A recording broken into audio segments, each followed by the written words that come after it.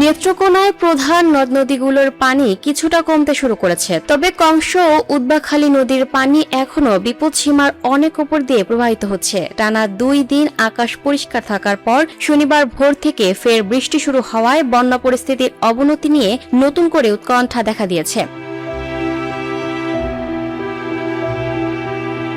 শনিবার 2রা মে সকাল 9টার তথ্য অনুযায়ী নদীর পানি কিছুটা কমার দিকে, তবে ভোর থেকে শুরু হওয়া বৃষ্টির কারণে পরিস্থিতি যে কোনো সময় বদলে যেতে পারে বলে আশঙ্কা করা হচ্ছে। পানি উন্নয়ন বোর্ড সূত্রে জানা যায়, শনিবার সকাল 9টায় কংস নদীর পানি বিপদসীমার 105 সেন্টিমিটার এবং উদ্বাখালী নদীর পানি 74 সেন্টিমিটার ওপর দিয়ে প্রবাহিত হচ্ছিল। এর আগে শুক্রবার 1 মে সন্ধ্যা পর্যন্ত কংস নদীর পানি বিপদসীমার 110 সেন্টিমিটার এবং উদ্বাখালী নদীর পানি 79 সেন্টিমিটার ওপরে ছিল। সেই হিসেবে রাতের ব্যবধানে নদীর পানি কিছুটা কমেছে।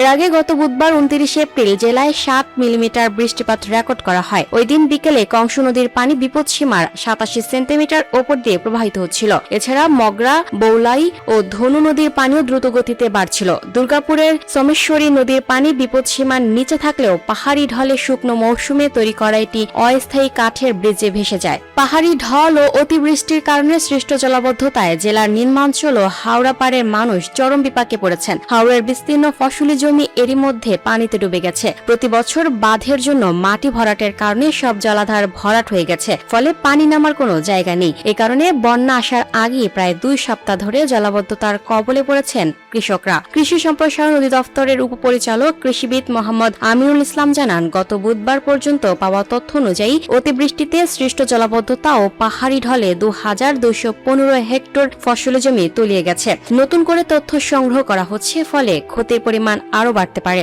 হাওড়ার কৃষকদের সঙ্গে কথা বলে জানা গেছে, হাওড়ের সিংহবাগ ধান এখনো কাটা বাকি। বৃষ্টির পানিতে ডুবে অনেক ধানের গোড়ালি পচে গিয়ে ফসল নষ্ট হয়ে যাচ্ছে। জ্বালানি সংকট না থাকলে মেশিনের সাহায্যে আগে ধান কেটে ফেলতে পারতেন বলে জানান তারা। সার্বিক বিষয়ে পানি উন্নয়ন বোর্ডের নির্বাহী প্রকৌশলী মোহাম্মদ শাখাওয়াত হোসেন বলেন, বাঁধের পরিস্থিতি নিবিড়ভাবে পর্যবেক্ষণ করা হচ্ছে। এখন পর্যন্ত কোনো বাঁধ না ভাঙলেও উপচে পড়তে পারে, তাই হাওড়ের ধান দ্রুত কাটার উপর জোর দেওয়া হয়েছে। Lucky Akter, up to date news, Dhaka.